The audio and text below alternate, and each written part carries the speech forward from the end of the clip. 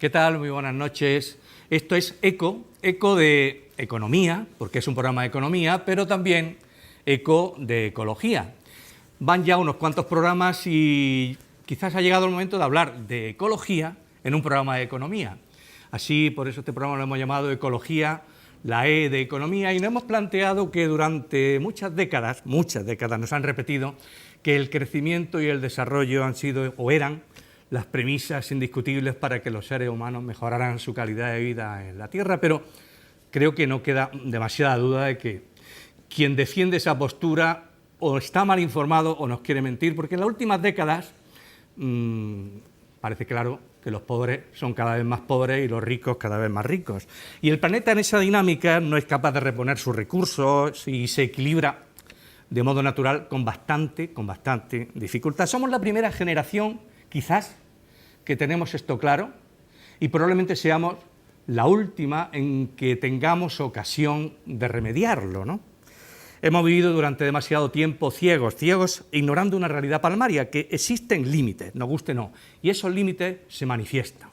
Se manifiestan con deterioros que el mundo ecologista lleva muchísimos años ya denunciando en este país, casi 4 décadas, y entre los activistas más significados que han luchado desde hace mucho tiempo porque cambiaran las cosas, estaba nuestro querido compañero Ladislao Martínez, un fundador casi de los primeros movimientos ecologistas en los años 70 y los años 80, y a quien queremos dedicarle este programa, entre otras cosas porque Ladislao, todavía joven, no había cumplido 60 años, nos abandonó el pasado 5 de diciembre.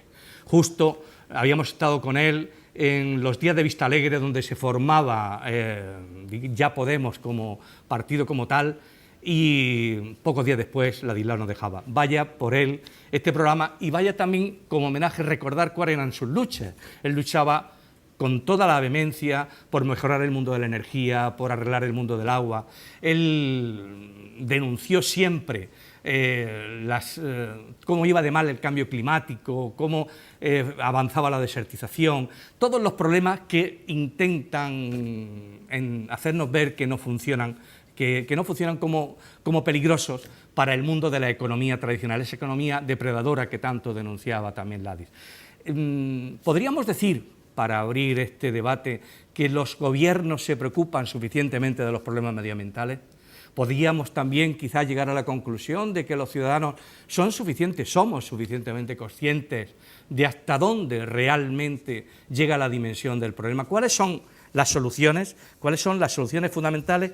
Quizás sea muy complicado intentar resolver, pero sí que lo vamos a intentar debatir, y para ello, aparte de los compañeros que tenemos en la mesa, que pronto pasaré a presentarlos, vamos a presentarles también a José Manuel Naredo con una primera reflexión suya, que es un pionero del mundo del ecologismo.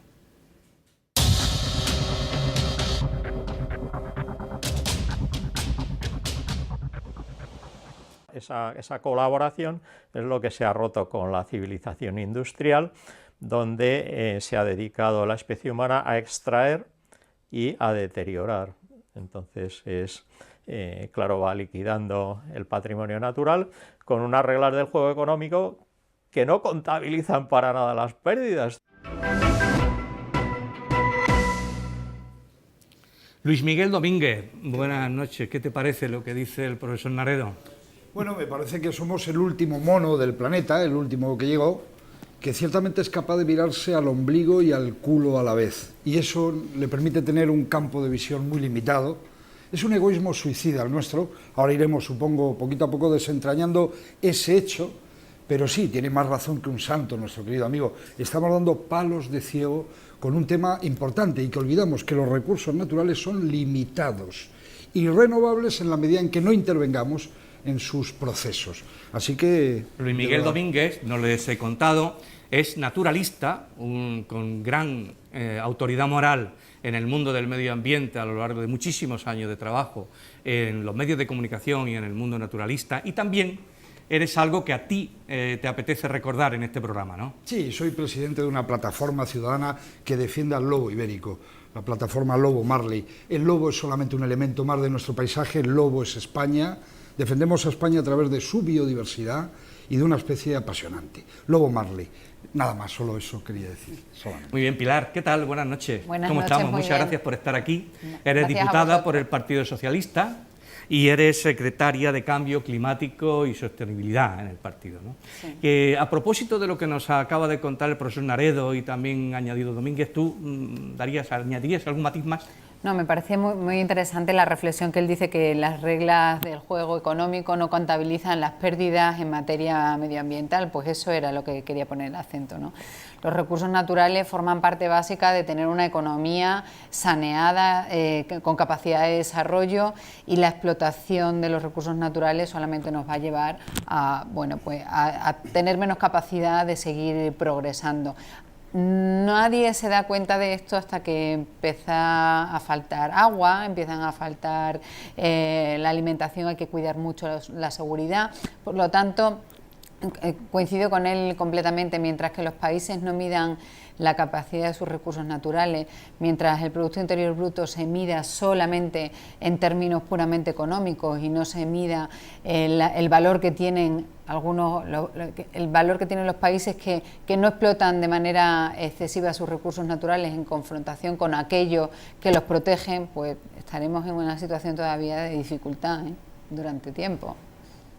Don José Rejón, muy buenas noches. ¿Qué tal estamos? noches. Muchas gracias por estar aquí. Muchas gracias. Rejón es economista y aparte es miembro del Círculo 3E de Podemos.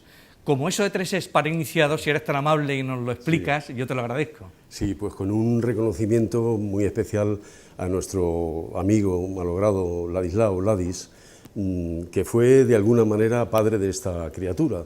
La idea es tentadora, es hermosa, ¿no? La idea es superar las divisiones convencionales, académicas, y ver si podíamos afrontar enfoques que contuvieran lo ecológico, lo energético y lo económico. La palabra eco define el sentido de hogar. Era la concepción de que la tierra es nuestro hogar, de que la naturaleza es nuestro hogar y que teníamos que mirarlo así, ¿no? Y era el principal enfoque que intentamos aplicar en el... Las 3E son ecología, economía y energía. Y energía. O energía, economía y ecología, que tanto monta cada uno. Hoy estamos con dos de ellas. Estamos con dos de ellas. Con lo cual, para nosotros es un honor que tú estés aquí y nos puedas aportar un poco de luz. Ya que nos lanzamos, si quieres, un poco a la piscina, ¿hay líneas rojas que no se pueden pasar o que están pasándose y son irreversibles? Bueno, yo creo que algunas líneas rojas, claro, siempre tiene uno el temor de resultar catastrofista, ¿verdad? Pero algunas líneas rojas yo creo que ya se han sobrepasado, ¿no? Decía el geólogo Huber, el famoso autor del Pico de Huber, que los recursos fósiles podían estar en trance de ser agotados. Ahora la propia Agencia Internacional de la Energía ya está señalando que probablemente estemos en el comienzo del declive de la extracción de los recursos fósiles, sobre lo que está basada nuestro sistema económico y nuestra civilización, de alguna manera. Pero si aterrizamos un poco más todavía, es posible, desde luego, descubrir en nuestro país elementos claros de irreversibilidad muy preocupantes, ¿no? Podríamos citar, y seguramente tendremos ocasión de hacerlo en los próximos minutos, pero sin duda, pues los temas de la conservación de los sistemas naturales del litoral, los temas de la conservación del medio hidráulico, cómo no, la puesta en riesgo grave de la conservación del patrimonio biológico, genético más importante de Europa, que es el patrimonio que está en nuestro país, más o menos deficientemente conservado. Yo creo que algunas líneas rojas ya se han pasado y yo creo que eso exige seguramente acciones inmediatas para regresar. Os voy a pedir la opinión sobre líneas rojas, a vosotros también, que duda cabe, pero si os parece, antes escuchamos de nuevo al gran Naredo, a ver, que es el gurú en estos temas de tanto tiempo, a ver, ¿qué dice sobre las líneas rojas? Yo es que no veo que haya una línea roja en particular, sino en realidad es un deterioro progresivo en el que estamos viviendo desde hace bastante tiempo, pero sobre todo que se ha acentuado sobre todo en la segunda mitad del siglo XX. Y entonces ese deterioro, pues la gente se habitúa a convivir con ello de forma que no se acaba de percibir, sobre todo si no hay estadísticas ni información solvente que trate de abrir la lupa ahí para ver pues cómo se va deteriorando, digamos, el patrimonio natural. que podemos seguir mejorando nuestra vida, nuestra calidad de vida, deteriorando el entorno, ¿no? El ambiente, los ecosistemas, o como lo quieras llamar, la naturaleza, claro, pues entonces eso es infumable, ¿no? Porque entonces, a no ser que la especie humana tuviera un peso ridículo, que entonces, claro, el planeta fuera tan inmenso que podía considerarse infinito. Y bueno, entonces todo esto es que parte de que la gente no se da cuenta de que estamos imbuidos en un modelo que es el que ha impuesto la civilización industrial, que no ha seguido el modelo biosfera. Infumable, Pilar. Bueno, yo coincido con que efectivamente ya se han pasado muchas líneas rojas que no deberíamos haber pasado nunca. Pero yo aquí, bueno, tengo que hablar también como diputada que soy, y he tenido que asistir en estos 4 años a la total devastación de las leyes ambientales que se había costado mucho construir, y que sí que podíamos sentirnos orgullosos en España de tener una legislación ambiental bastante ambiciosa para digamos la media del entorno europeo, y sin embargo pues cada una de las leyes ambientales se han ido tocando por parte del gobierno actual para conseguir 2 cosas fundamentales. Una, rebajar las exigencias medioambientales para la industria, para la economía, y favorecer intereses privados de muy pocas personas. Entonces yo creo que hay líneas rojas que se han sobrepasado como sociedad y como seres responsables de nuestro entorno, pero por supuesto desde la política, que por eso decía de mi papel como diputada, se han sobrepasado todas las líneas en cuanto al declive de esas leyes ambientales que yo creo que eran básicas. Ni que decir tiene que, al margen de lo que yo pueda preguntaros, en la medida en que vosotros queráis intervenir entre vosotros, por favor, no hay ningún problema, Luis. No, yo sencillamente quería decir, para mí la línea roja más grande, más gorda y más letal que se ha sobrepasado es la de vulgarizar el término eco. Estamos, ¿verdad?, hablando de eco. El eco es también un fenómeno que hace que mi voz pueda repetirse a lo largo de una cárcava durante 300 metros. A veces no llega ese mensaje. El eco es también la falacia, es vender un producto poniéndole eco delante. Me da mucho miedo y quiero mirar hacia adelante, quiero mirar hacia el frente. Quiero que el nuevo gobierno de España se tome la defensa de la naturaleza, del patrimonio al que se refería José anteriormente, como una cuestión de Estado. Yo no quiero más el medio ambiente, la ecología, la naturaleza como un ministerio adorno. No quiero que en el Consejo de Ministros la ministra o ministro de Medio Ambiente esté por ahí al fondo. Quiero que este sea un tema que enlace directamente con lo que van a entender. Viste mucho, ¿no? No. Quiero decir, y además proporciona coartadas. Ya, pero es que además de vestir, que es verdad, tú has preguntado cuáles son esas líneas rojas que no deben. Yo digo, aquellas que hacen infeliz al hombre, a la persona, al colectivo. Ir contra la naturaleza, olvidarnos de ese hecho, más allá de la macroeconomía y de todo lo demás, es el craso error que han repetido durante 30 años los gobiernos de este país. Desde mi punto de vista, se han hecho cosas, sin duda. Un incendio forestal no es un suceso, un incendio forestal es el fracaso de una sociedad. Y no se debe acometer con los hombres de Harrelson solamente. Hay que prevenir, hay que creerse este asunto. Es lo único que yo pido, que el asunto sea cuestión de Estado. Lo que pasa es que la cosa está en una dinámica suicida, porque el planeta, de hecho, podría decirse que está de alguna manera agotado, enfermo. El planeta está encantado, con los brazos abiertos de recibirnos, y de verdad, de una vez por todas ya. Sí, pero no parece que hagamos mucho Dejamos por ello, de hacer porque las cosas solo mal. hacemos que darle basura a lo que Ya, ellos nos proporciona, ¿no? Por supuesto. Y en todo caso, hacer funciones de naturaleza ornamental. Tú antes, Juan, apuntabas una cosa que me parece que es digna de tomar en consideración. El primer Ministerio de Medio Ambiente que yo recuerde, y yo llevo algunos años, como tú sabes, en este negocio, más o menos, yo creo que se fundó en la época de Giscard d'Estaing. Estoy hablando de 1972. Duró, no llegó a un año. ¿Por qué señalo esto? Creo que tenemos que prevenirnos contra la tentación de poner a los problemas de fondo soluciones ornamentales, soluciones cosméticas. En nuestro país, tengo que recordar que el Ministerio de Medio Ambiente le creó el gobierno del Partido Popular. No sé si recordáis, con aquella ministra que subió en una moto vestida de cuero. Isabel Tocino. Que por lo demás era una excelente jurista, pero desde luego en su atención por el medio ambiente Podríamos recordar también algún otro que le sucedió que hoy está imputado en un supuesto judicial, ¿verdad? Pero bueno, eso lo dejaremos al margen. Prevenirse contra la tentación ornamental. Y luego, Pilar, claro, es verdad, cómo no coincidir en que el gobierno actual está superando no las líneas rojas, sino las rojísimas de todas las devastaciones posibles. La ley de costas y sus barbaridades, la prolongación de las concesiones en el dominio público marítimo terrestre, la impresentable ley de montes, la ley de parques nacionales para convertirlos en un Walt Disney, pero si cuando gobernamos tenemos la posibilidad de construir diques que impidan de alguna manera que el agua se lleve por delante lo que hemos construido, seguramente haremos algo bastante interesante. Y lo digo con todo el cariño del mundo, seguramente se pueden constatar ausencia de diques en la preparación de lo que podría haber. Si es preciso decirlo más claro, lo voy a decir más claro. Yo creo que en materia de políticas ambientales ha habido mucho gesto, junto a grandes cosas interesantes.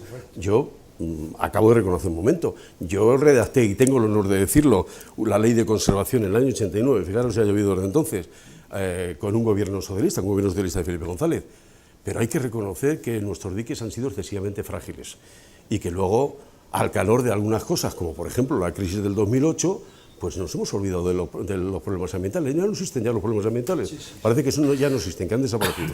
Bien, hombre, yo pienso que cualquier proyecto político socialdemócrata hoy en día que no tenga a la ecología y a la protección del medio ambiente y a la valoración de los recursos naturales como eje central de su política, creo que no tiene ningún sentido. Pero nos lo creemos de verdad, nos lo creemos los ciudadanos, se lo creen los políticos, somos conscientes de que los recursos naturales se están agotando, como pasa, por ejemplo, con el petróleo. Mira, la única manera de que todo el mundo se lo crea es ponerlo en la primera plana de la agenda política. Esa es la cuestión. Puedo estar de acuerdo en que durante la crisis, a lo mejor esos diques de los que hablaba pueden... Quiero decir en ese sentido, y perdóname una cosa, cuando vemos a alguien llegar con una patera a la costa española y hecho polvo, viene como víctima de un proceso ecológico nefasto. O sea, el hambre en el mundo, las guerras, etcétera, etcétera, todas esas crisis que vemos en los telediarios, puestecitas todas en un mapa y que creemos que es por cuestiones económicas, tienen un origen ecológico. Por tanto, no estamos hablando una vez más de un talismán o de un adornito ornamental, estamos hablando del núcleo, hay que creérselo. Es una obligación, toca creérselo, y creo que España, en esta búsqueda de un nuevo modelo, porque aquí lo que estamos buscando no es solamente la puerta de emergencia, estamos buscando un modelo nuevo para España. España no puede ser el Silicon Valley de Europa. España tiene que ser naturaleza, biodiversidad, desarrollo rural, ecología, medio ambiente, todo ello evidentemente vinculado a los procesos económicos que nunca deben pervertir el hecho real, que es que la madre tierra sufre, pero no se queja. ¿Os parece que escuchemos a Naredo sobre cuáles? Porque creo que habéis dicho bastantes cosas que él las resume en un minutito, también muy claras y muy contundentes. Sobre todo es que lo que se invierte mucho más es en propaganda de imagen verde que en reconvertir la situación para favorecer que, en vez de deteriorarse el patrimonio natural, pues se mejore. Entonces, esa inversión en imagen verde pues va o bien para más o menos ocultar pues problemas, o bien si esos afloran, pues entonces se dice ya estamos trabajando en ello y tal, y entonces para eso hay pues un ministerio, y si no hay un ministerio, pues una entidad de medio ambiente que se ocupa de eso y no sé qué. O sea, y ya se piensa que se comunica la idea de que no hay que preocuparse, porque de todas maneras se va a resolver. No parece estar muy de acuerdo contigo, Pilar, ¿verdad? No, bueno, realmente no se va a resolver solo porque haya un Ministerio de Medio Ambiente, hay que dar pasos adelante. Y yo creo que el paso fundamental es entender que el medio ambiente tiene que ser transversal a todas las políticas. Tiene que estar presente cuando hacemos un diseño de política económica, tiene que estar presente cuando hacemos un diseño de política de infraestructura, tiene que estar en el medio de las políticas de empleo. O sea, ese es el gran paso que hay que dar, entiendo yo. Claro, pero si me permites, ¿no? Por supuesto. Pero sin duda, y es una afirmación que seguramente todos compartimos, pero por ejemplo, aterrizando en cosas concretas, ¿qué opinamos? Estamos en los comienzos, el gobierno no se cansa de repetirlo, de una recuperación, o tal vez en la primera parte o en el primer cuarto del partido, de una recuperación.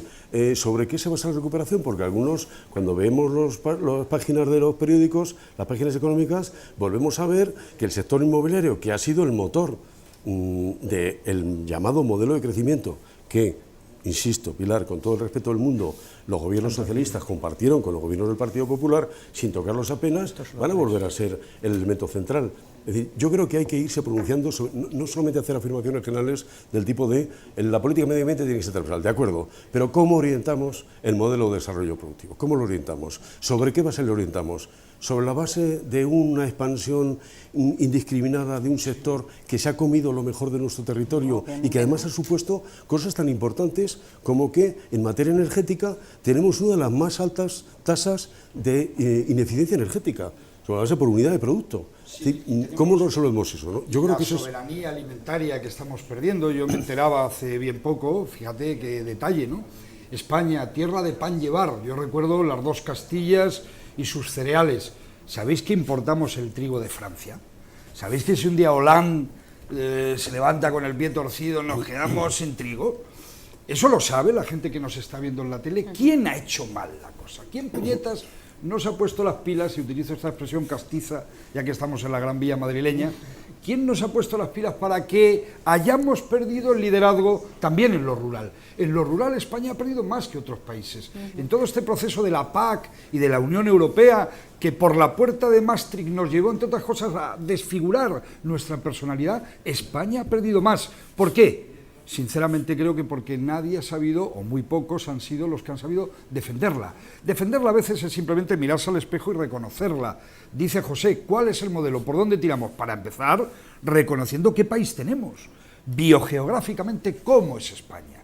¿Qué recalificaciones del suelo se han dado en Murcia, que hoy están llenando de medusas el Mar Menor porque están comiéndose los fertilizantes después de la gota fría? ¿Qué tipo de cosas han pasado en España que se nos han escapado y que nos han hecho perder la personalidad?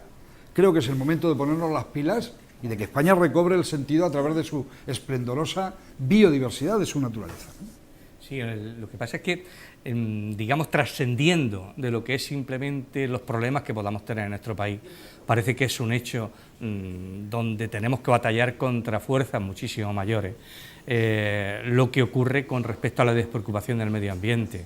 Es decir, yo creo que nunca está de más recordar lo que va a pasar con el Tratado Transatlántico de Comercio, donde está a la chita callando. Estados Unidos y la Comisión Europea están planteando un acuerdo comercial que agrede directa y francamente a todo el medio ambiente, porque a ellos les importa muchísimo menos, en materia de protección, en materia de higiene. ¿Quién hace de cortafuego ahí? ¿Lo haces tú? ¿No debería hacerlo un gobierno?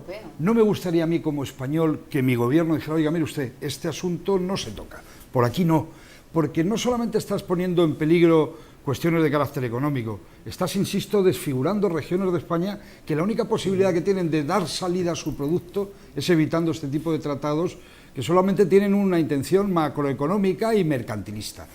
El gobierno debe hacer de cortafuegos creyéndoselo y en su ADN. Los grupos parlamentarios y el Parlamento Europeo, que como bien sabéis... ¿Vosotros no veis el Parlamento No, Europeo? ¿cómo que no? Nosotros acabamos de... ¿Os oponéis al tratado? Nosotros hemos conseguido que ese tratado del que se está negociando y que todavía no ha salido, hemos conseguido que se respeten los derechos sociales, medioambientales... Pero como esperemos a que salga, estamos apañados.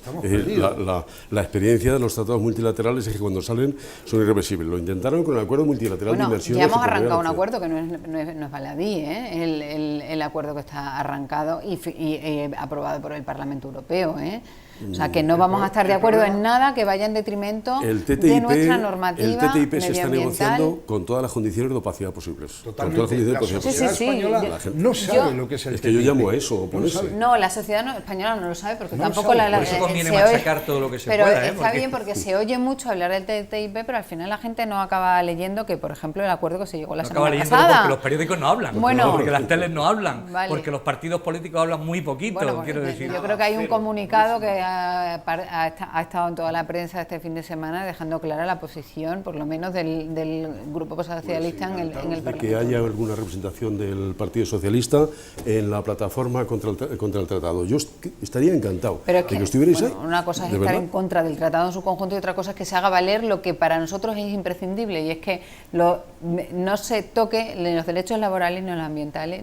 Pero lo primero que la sociedad pueda conocer de qué va el tratado es que desgraciadamente, como aquí se apuntaba, es que la sociedad no es conocedora de algo. Eso es una cuestión concreta en la que nosotros estamos de acuerdo, de la máxima transparencia en cualquier tratado, por supuesto, entre Europa y Estados Unidos, que afecta tantísimo a tantísima gente y a tantos sectores económicos. Los tratados no se imponen, los tratados se tratan. Claro. Los tratados se en negocian. Ese proceso en el que estamos. Bueno, yo quiero saber qué ha hecho España en ese sentido. Sí, pero si me permite, ¿cómo van a negociar si prácticamente la economía de donde parte, que son de los intereses de Estados Unidos, la degradación del planeta está demostrado lo poco que le interesa? Por ejemplo, los recursos naturales, la pérdida de recursos naturales, la pérdida, por ejemplo, de hasta cuándo conseguiremos depender del petróleo y cuál es el plan B, el plan C y el plan D.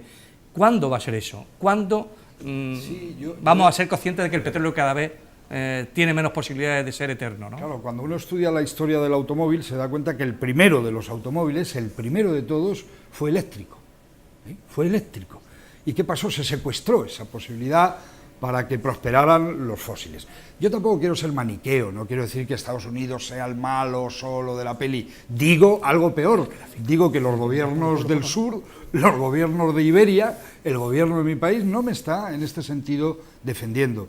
Simple y llanamente estoy absolutamente en desacuerdo con lo que comentas, en el sentido que no creo que haya una comunicación al respecto para algo tan importante para la sociedad. No hay una sola campaña que esté al ciudadano orientándole sobre la que se le viene encima con un tipo de tratado que va a priorizar unos productos por encima de otros. Y algo quiero decir, que no es baladí, y es que el señor Cañete o la señora Tejerina son personas que van de la mano de Fertiberia en el segundo de los casos y de Monsanto en el primero de ellos, ¿no? Esto no es ser maniqueo, esto es un hecho concreto y real. A nuestros gobiernos los están poniendo en estos momentos, desde luego, grandes empresas y grandes corporaciones que tienen intereses en todo menos en el hecho real. Agricultura, cultivar la tierra, no, lo que quieren es otra cosa. Esa erosión genética que nos hace alimentarnos con un puñadito de variedades de vegetales y de animales, cuando hace 50 años tan solo en España había solamente en cereales 300 variedades, ¿no? Esa erosión genética es la que nos hace pobres. El de las semillas. Claro. Porque detrás del TTIP están los grandes, está Monsanto, está DuPont, es decir, eso es lo esencial. Y además vuelven a hacer lo que intentaron ya en su momento con la directiva Bolkestein, que por cierto vosotros apoyasteis, Pilar, la directiva de servicios, que es el tratamiento de un país favorecido a las grandes transnacionales. Pondré un ejemplo rápidamente, porque es fácil recordarlo. Cuando los sindicatos españoles intentaron meter cláusulas sociales o ambientales en los pliegos de prescripciones técnicas, de tal manera que eso sirviera para que se primara el comportamiento responsable de las empresas que son adjudicatarias de la Administración, eso fue rechazado. Reinaba entonces en la Comunidad de Madrid Alberto Ruiz Gallardón, para más datos, o sea que yo tengo buena memoria al respecto.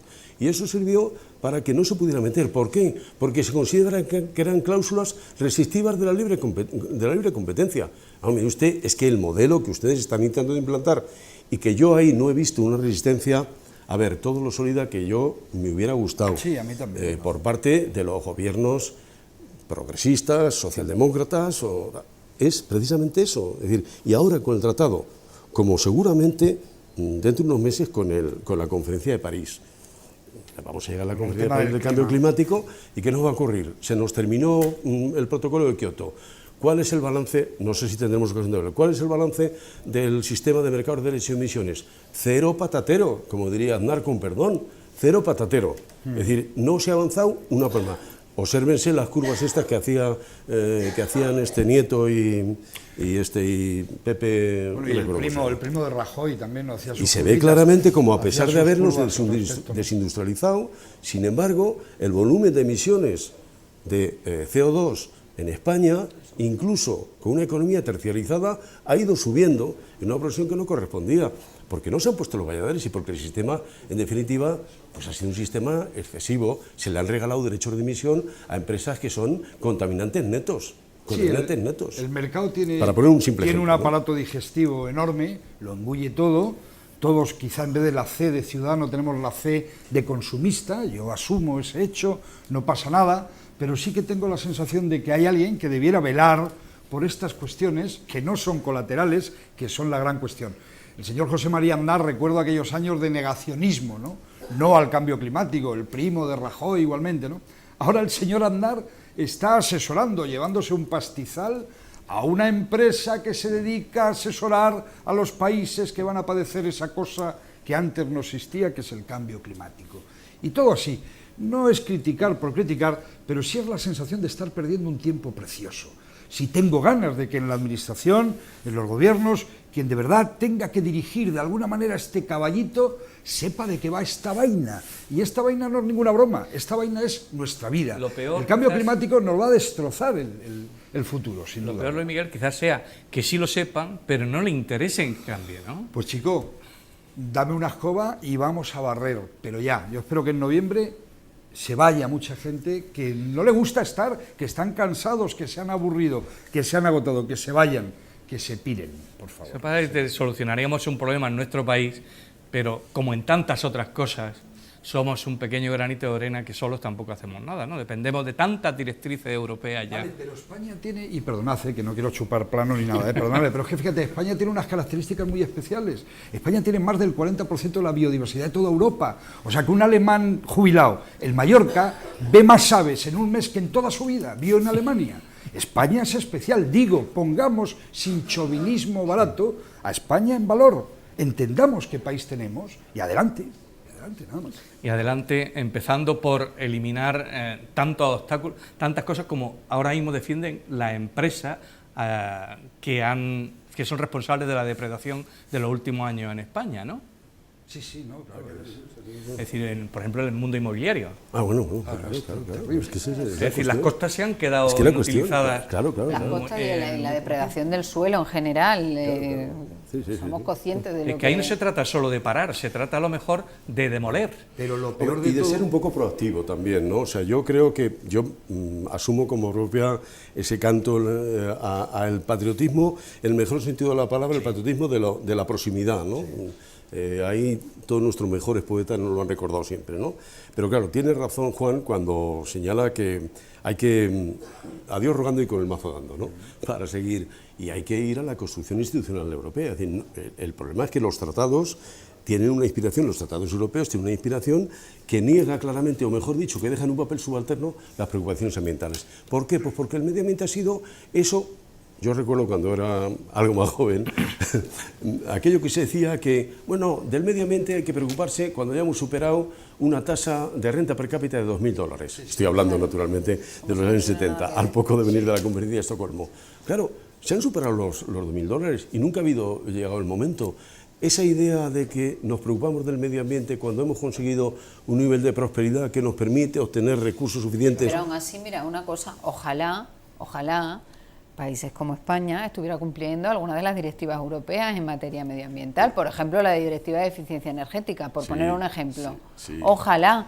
O sea, que si decimos que Europa no tiene suficientes exigencias, que seguramente hay que seguir avanzando, independientemente de que Europa, en el contexto de París 2015, va a ser, por supuesto, el continente que tenga los compromisos mayores y que tenga... es así, eso es como es. Ojalá se cumplieran las directivas, la directiva del agua, por ejemplo. Ojalá se estuviera cumpliendo. Gobernasteis, cuando se estaba aplicando. Sí, pero por supuesto que sí, ya lo sé. No, quiero decir que, hombre, gobernasteis, y como sabes bien, hay varios expedientes sancionadores por la inaplicación, no ya de la directiva marco del año 2000, sino de la directiva del 91, la directiva que obligaba a establecer sistemas de saneamiento y depuración para toda población de más de 2.000 habitantes, y hay un serio problema. La verdad es que se hizo un esfuerzo que luego se quedó relativamente paralizado. Quiero decir, lo esencial es que cuando llega el momento de las vacas flacas, como dice el viejo refrán castellano, al perro flaco todo se vuelven pulgas. Es decir, cuando llega el momento de las vacas flacas, el primer donde se toca es en las políticas ambientales. Bueno, traigo aquí una serie histórica que todo el mundo puede comprobar cómo se verifica que cuando empiezan las dificultades, y las dificultades empiezan después del 9 de mayo del 2010, cuando Zapatero viene horrorizado del Consejo en el que le señalan la cartilla de lo que tiene que ser la política a partir de ahí. Y le llama Obama también, ¿eh? Le llama Obama. Sí. Le dan Sí, las tijeras de podar, sí, ¿no? Le dan las bueno, tijeras. pues se puede comprobar claramente la caída en las rotaciones y empieza precisamente por las políticas ambientales. Claro. Es decir, es que... Sí, pero tampoco la culpabilidad no empieza ahí, quiero no, decir, ¿no? Claro. Sí, no pero empieza es muy ahí, interesante eso, José. pero el camino al infierno está lleno de esta serie de hitos en los que nunca llegamos a tiempo, nunca llegamos a plantarlo. Es muy interesante. Bueno, te doy la palabra enseguida, pero yo quisiera que, si yo tuviera que plantearme y preguntarte, Pilar, ¿quién crees tú que tiene la responsabilidad? ¿Hay culpables directos del momento de la degradación medioambiental que sufrimos en España? Hombre, yo creo que la culpabilidad es por parte de política, es culpabilidad educativa, es culpabilidad del modelo productivo fundamentalmente del modelo productivo. Pero le podemos poner nombres y apellidos, le podemos poner marcas... No me gusta el tema de culpabilidad, me por gusta lo más menos, la responsabilidad. creo, sí, hombre, claro, sin creo duda. que a mí también. La palabra responsabilidad en el sentido de que si no somos capaces como sociedad de saber que la protección medioambiental es una responsabilidad individual y colectiva. Individual porque empieza en cada... O sea, todos podemos hacer una pequeña cosa, y por supuesto colectiva porque desde la política hay que actuar de manera contundente y hay que ser claro y... Quiero decir, las responsabilidades me gusta más por lo que te decía, porque si identificas responsabilidades, identificas actores para el cambio. Y yo ahí creo pero hay responsables que son muy culpables. Sí, bueno, que serán muy culpables si la cultura católica no o nos la presuntos quitamos de culpables, encima. si lo queremos ver así, ¿no? Y así lo hablamos, efectivamente. Yo entiendo y, hombre... Yo vengo de un partido que, como él me ha recordado varias veces, vosotros gobernabais, y dice, claro, si es que hemos gobernado durante muchísimo tiempo, ¿no? Entonces él ha reconocido que formaba parte también. Hemos hecho, y él sabe igual, ¿no? Hemos hecho cosas muy buenas y hemos hecho cosas no tan buenas. Perdón, Miguel. Esa es la responsabilidad que tenemos que asumir. Permíteme que lleva Luis Miguel intentando... Mira, yo no voy a andar por la piel de la naranja, yo voy a ir al gajo. Se acaba de detener esta semana a un señor delegado del gobierno en Valencia, ¿verdad? Hacía negocios con el fuego. Valencia ha sido achicharrada década tras década. Coño, a mí no me cuesta ningún trabajo imaginar que ese rifle, esa pasta, esa peluquería, esos prostíbulos tienen que ver con la cerilla y con el incendio. Vamos a poner nombres. Los incendios en España no son plagas bíblicas, tienen nombre. Yo recuerdo a un señor, ¿verdad?, de Marbella. Era presidente de un club de fútbol. Recuerdo aquellos incendios en la Marbella, en aquellos montes de Marbella. ¿Qué coño? ¿Por qué se estará quemando este monte? Mira Marbella, míralo, mira España. El español es el único animal que tropieza 2 veces con el mismo ladrillo. José ha traído un gráfico estupendo, un gráfico perfecto, que además yo añadiría, es que no solamente es que en tiempos de crisis el medio ambiente, la ecología, la naturaleza es de donde se recorta, no, es que ahora están buscando la salida a la crisis por ahí. La ley de montes que acaban de aprobar, con una mayoría numérica, pero no moral, todo el mundo en contra de ella, los agentes medioambientales destrozados, toda la sociedad sin entender, dice lo siguiente, y hay que decirlo con claridad: si un incendio se ha producido en una zona habrá excepcionalidades. Esas excepcionalidades harán que una comunidad autónoma o un alcalde decida que esa zona puede ser recalificada. Nos costó mucho. Yo recuerdo al señor Gallardón cuando se quemó Abantos, enseguida salió en la cadena SER por la tarde, eso no se va a recalificar, recuerdo aquel tiempo. Se recalificó, ahí lo tienes, ¿cómo está? Llevito de chalet, y el Monte Abantos nunca ha tenido el respeto que merecería. Las cosas tienen que ser no solo porque nosotros lo digamos, sino porque lo sintamos. Y yo lo que quiero es que este país, en su ADN, meta ya por fin el contenido ambiental que merece un país tan precioso como este. Pero mira, tú acabas de poner el ejemplo de la ley de monte. O sea, yo creo que la movilización... Tiene padres, tiene nombres, tiene apellidos.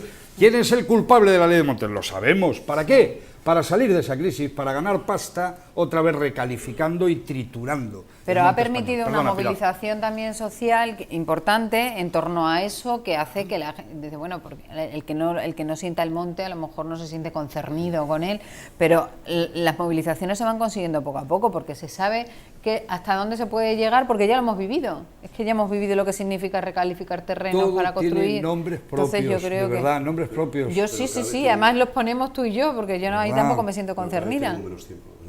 Sí, por supuesto que no tenemos me vais tiempo, a permitir, pero sí tenemos mucha responsabilidad. Estoy encantado con el ritmo que lleva la conversación, pero nos hemos olvidado un poquito, y si os parece le damos cancha también, que teníamos un gurú que era como medio, como el denominador común del programa, el profesor Naredo, que también lo que va a contar a continuación yo creo que va a contribuir a que también hablemos de otro aspecto que todavía no hemos tocado mucho, que es esa quimera, que él llama quimera, del desarrollo sostenible.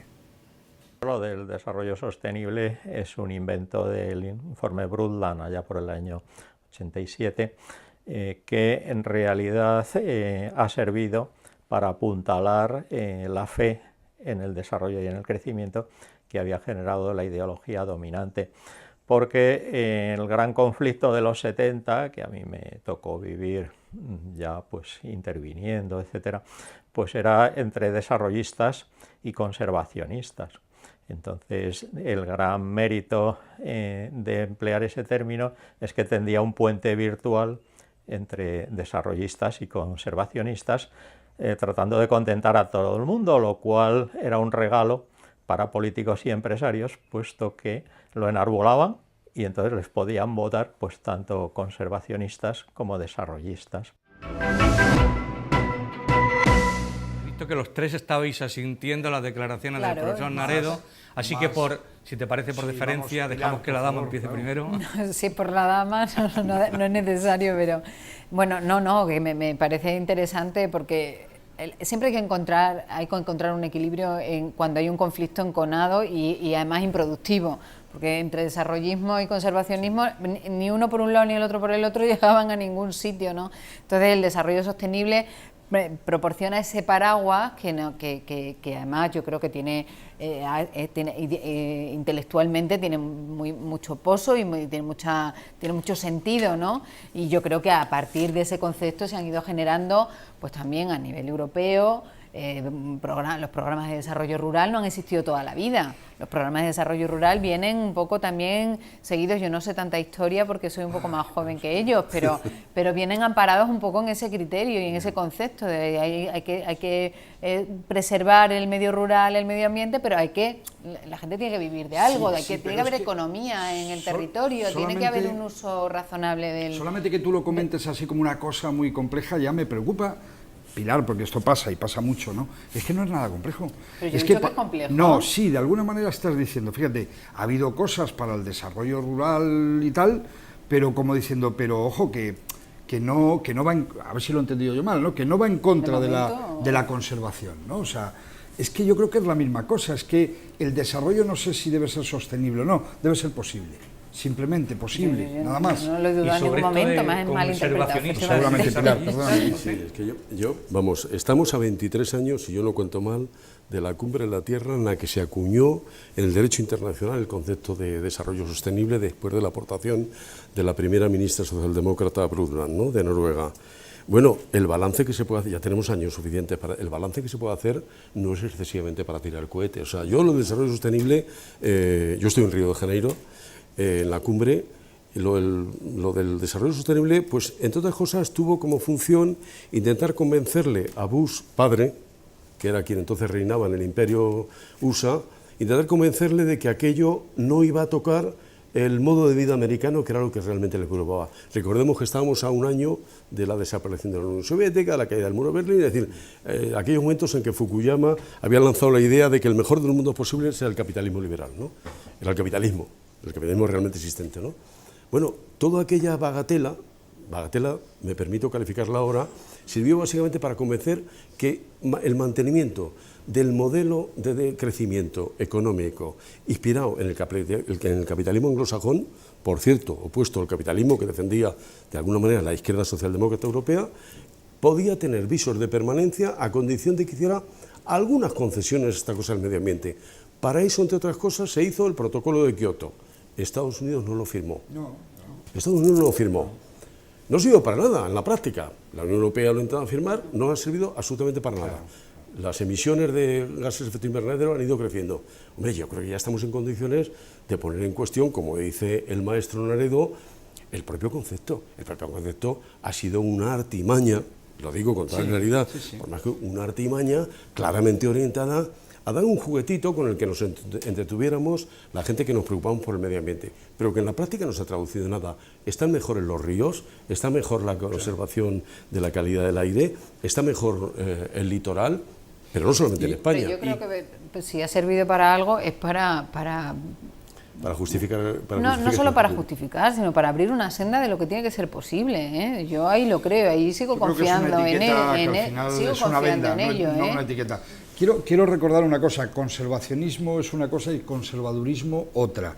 Ya sé que todos lo sabemos, pero los conservacionistas nos caracterizamos por una búsqueda de la modernidad, a través del cariño a la raíz, al origen, a mirar el valor quizá, a ver donde otros solo miran, pero ojo, conservacionismo es futuro y es modernidad, que nadie piense que vamos hacia atrás como el cangrejo y que para conservar debemos entonces ponernos unas orejeras y no avanzar hacia adelante, todo lo contrario, y es un hecho moderno de primer orden, lo que aquí estamos hoy comentando, ponerlo por fin donde tiene que estar. Fíjate que una familia, la familia Bush, ¿no?, sea alguien a quien hay que rendir pleitesía, ¿no?, el Sibuana en Kiswahili, ¿no?, hay que llegar al señor Bush y decirle y preguntarle cómo ve la cosa, ¿no?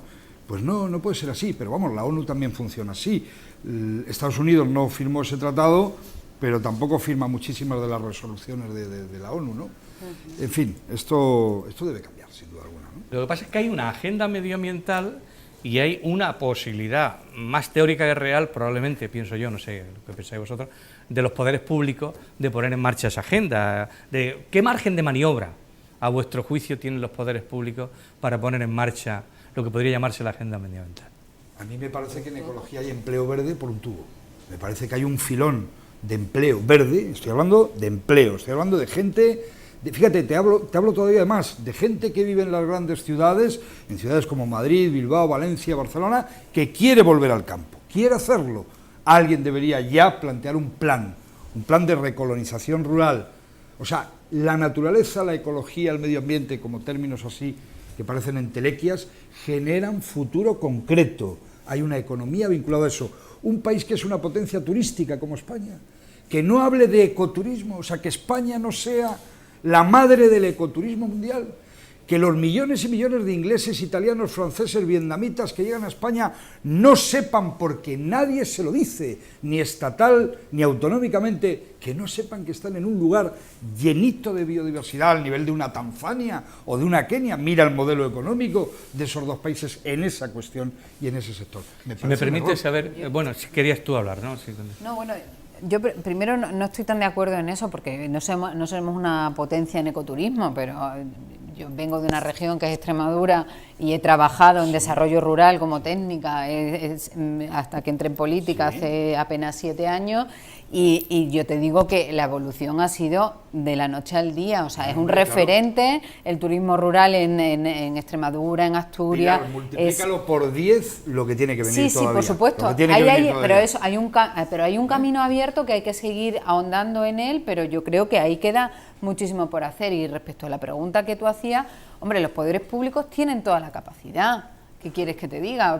Para marcar en su agenda política qué es lo primero, lo segundo y lo tercero. Y ahí es donde yo insisto en que este tema tiene que estar en primera línea de la agenda política. En la mía está, en la del Partido Socialista. Está, porque hemos entendido que esto tiene que estar ahí. ¿Sí? Sí, yo, como ya no estamos en elecciones, voy a decir algo y no se interpretará como cabo de campaña. No, poner un ejemplo, ¿no? Lo que han sido los programas regionales de Podemos en esta materia. En materia de economía, por cierto, en materia de ecología, pero también en materia de economía. Y ya que estamos en la Comunidad de Madrid, hablaré del programa de la Comunidad de Madrid. Pues pónganse como ejemplo un programa que ha estado inspirado en un documento muy interesante realizado por un equipo coordinado por el profesor Luengo, en el que se ha intentado señalar unas vías en las que se articulaba la posibilidad de recuperar un sector, que es un sector que no podemos dejarle perdido a la mano de Dios, que es el sector de las energías renovables, en el cual hemos llegado a tener una condición puntera, una condición de vanguardia y con un cierto nivel de maduración tecnológica, que ha sido un verdadero disparate, un suicidio, el abandonarlo como lo ha hecho el gobierno del PP, junto con algunas otras cosas que tienen su importancia. Pero ahora ya hay que ser muy decidido y muy claro.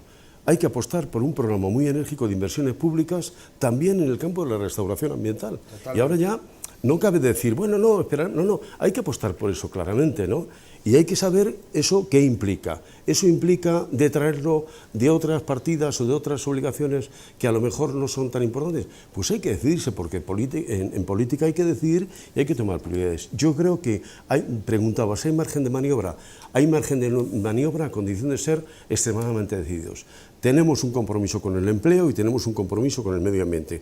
Tenemos la posibilidad de juntar ambos, a condición de que nos preocupemos en lo que son los elementos esenciales de la problemática ambiental de este país. A mí me aterra, por ejemplo, que no se mencione casi nunca lo que es la pérdida de suelo en España. La pérdida de suelo en España representa el principal descapitalización de la economía española y apenas se deja. ¿Por qué no hacer un programa serio de generación de empleos, que además serían empleos estacionales que complementarían rentas en sectores muy deprimidos de la España rural y que tendría como virtud la posibilidad, eso, de estar generando empleos al tiempo que estábamos atendiendo un problema ambiental de primera magnitud, que además serviría, entre otras cosas, para reducir el riesgo de incendio en algunas zonas de muy alto riesgo de incendio. Fundamental, además, vincular el desarrollo rural a la conservación de la biodiversidad. Las personas que están poblando el territorio rural español son vigías, son depositarios, son protagonistas de esa cosa maravillosa, esa aventura que es mantener el patrimonio natural de todos. Y eso debe ser premiado, de alguna manera, por una sociedad. A nosotros nos gusta decir que el entorno rural, al fin y al cabo, son los cuidadores de lo que se consume en las grandes ciudades, de lo que se vive en las grandes ciudades. Sin esos entornos rurales, sin los pequeños municipios del ámbito rural, son quienes están manteniendo que en Madrid puedan abrir el grifo, puedan comprar todo lo que quieran en Madrid. Pero ahora mismo, Pilar, y tú lo sabes, vienes de Extremadura, tierra preciosa y maravillosa, sabes que está en descomposición el mundo rural español. Sabes que el mundo rural tiene serios llevan 4 y severos años. Con una ley, sin embargo, con una y ley las cosas con una ley magnífica sí. que se hizo que se en el quedó Partido Socialista. Pero que se quedó ahí muerta, en vía muerta. Vamos a rescatarla porque es fundamental. Claro, es una de las cosas que hay que rescatar. No sabéis lo que me está encantando, la dinámica que tiene el debate, que hace que prácticamente esté llegando ya la hora de terminar y no lo hayamos dado ni cuenta. Si os parece, ya para terminar también despedimos al profesor Naredo con su opinión también sobre la degradación medioambiental y sobre el decrecimiento. El problema es que decrecimiento pues es un verbo sin sujeto ni predicado.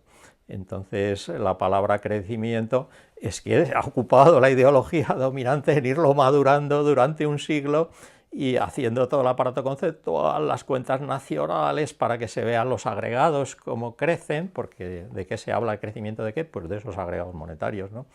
Entonces, de la renta o producto nacional, ¿no? Etcétera. Y sin embargo, del otro lado, si no hay nada, no tiene mucho sentido postular de crecimiento cuando estamos en contra de las metáforas, porque lo que es bajo es rastrero, etcétera, frente a sentimientos elevados. Entonces, así sucesivamente. Entonces, por las metáforas la gente está más predispuesta a confiar en el crecimiento. Pero bueno, aparte de todo, es que todo esto nació en un periodo de auge bastante duradero, y entonces, claro, ahí todavía podía casar mejor, pero es que cuando el decrecimiento nos lo ofrece con creces el sistema, porque entonces ha decrecido todo, entonces se ve que no es la solución, entonces más bien será la reconversión del sistema, ¿no? Porque con el sistema actual de crecimiento pues tiene nombre propio y es depresión con gran daño social, etcétera. Entonces eso pues no es muy atractivo, la verdad. Entonces, en ese sentido, más bien, pues habrá que la reconversión, entonces, claro, pues habrá que haber cosas que habrán de decrecer, otras que crezcan, etcétera, porque en ese sentido, pues el crecimiento, pues ¿de qué? De las energías renovables, no, de las renovables, no, bueno, de las fósiles, solo, no sé qué, y entonces hay que empezar a poner apellidos a lo que se quiere que decrezca, si se quiere reconvertir el sistema poner apellidos, poner nombres, pues quizás esa sea la base, con la excusa que cada uno de nuestros invitados puede tener, si os parece, para cada uno hacer vuestra última intervención, que os agradecería que fuera más bien breve, porque no falta mucho para que llegue la hora final del programa. Nada, simplemente decir, en fin, un poco reiterar este asunto que aquí ha estado más que sobrevolando, yo creo que introduciéndose en la tierra como una semilla de un árbol que ha caído y que esperemos que fructifique, ¿no? La naturaleza, o sea, España es naturaleza, la marca España, esa de la que todo el mundo habla, no hay que buscarla muy lejos, no hay que comprarla en unos grandes almacenes, hay que mirarse al espejo en las diferentes y variadas Españas para entender que de verdad la médula espinal de este país, y de ahí surgirá todo lo demás, y no al revés, es nuestra biodiversidad, nuestra geografía, nuestra historia, nuestro patrimonio histórico. La E de ecología, la E de economía, está ahí, está sin duda ahí, reside ahí, y es lo único que pido, que España tenga en cuenta este hecho no simbólico, esencial, ¿no? Nada más. ¿Nos lo vamos a tomar en serio, Pilar? Hombre, por supuesto que sí, ese es el compromiso que tenemos, pero yo, por terminar también, y tratándose de ecología y economía, de lo que hemos estado hablando, vuelvo a insistir sobre la idea inicial. Nosotros tenemos una propuesta de que el Producto Interior Bruto no se mida solamente con los indicadores macroeconómicos con los que se está midiendo actualmente, porque no puede ser más rico un país que explota sus recursos indiscriminadamente que un país que tiene sus recursos naturales perfectamente conservados. Entonces, en el momento que hiciéramos otros cálculos, ese crecimiento del que ha hablado el profesor, esa palabra crecimiento, seguramente cambiaría de matiz. Es un poco pragmática la idea, pero yo creo que es interesante explorarla, porque es la única manera que tenemos de poner en valor de verdad, porque lo que no se pone en valor a través del Producto Interior Bruto parece que no existe, de poner en valor de verdad nuestros recursos naturales, para que la gente empiece a entender que eso tiene además un valor económico, independientemente de que seguramente los tres que estamos aquí, tú y seguramente quienes nos estén oyendo, también compartan la esencia y la importancia de los recursos naturales y su protección. Yo no sé a ti, José, pero a mí me cuesta tanto trabajo ser optimista. Pues, hombre, pero dentro de todo, ahora, por ejemplo, tenemos una ocasión magnífica. Hay que formar gobiernos muy pronto, ¿no?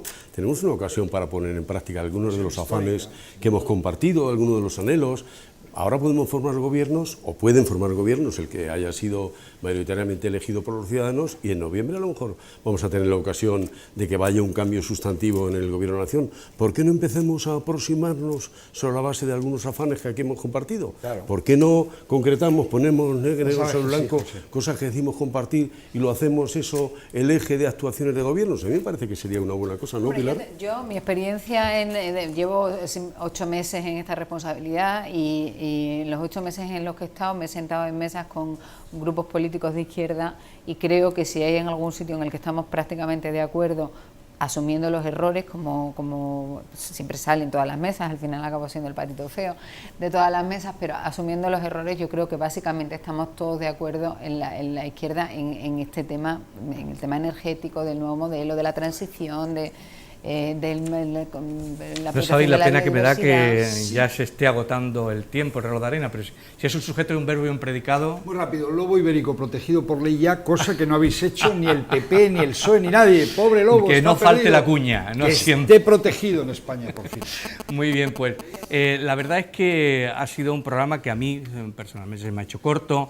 Creo que aquellos que estén interesados en adentrarse en todo lo que hemos hablado aquí, yo me permitiría, como hace siempre mi compañero Iván Ayala, que volverá con ustedes la próxima semana y que hoy no ha podido estar aquí, pero que siempre suele terminar recomendando un libro, pues yo voy a hacer lo mismo, voy a recomendar la lectura precisamente del profesor José Manuel Naredo, de un libro que ya lleva varios años, pero que ha sido reeditado desde entonces. Se llama Raíces económicas del deterioro ecológico y social más allá de los dogmas. Está editado por Editorial Siglo XXI, y la verdad es que a todo aquel que tenga interés en lo que aquí hemos estado hablando, estoy seguro que nos vais a agradecer la recomendación. También, como hace mi compañero Iván, siempre solemos recomendar algún acontecimiento. Hay quien dice evento, pero a mí la palabra no me gusta lo suficiente. En este caso vamos a recomendar un curso de verano de la UAM que se llama Vivir bien con menos, explorando las sociedades por petróleo, y que es allá por los días 1 de septiembre, pero bueno, por si queréis ir programando las vacaciones y que os queden unos días libres para eso, también creo que nos vais a agradecer el consejo. E de economía, E de ecología, ECO. Aquí estamos, hasta la semana que viene.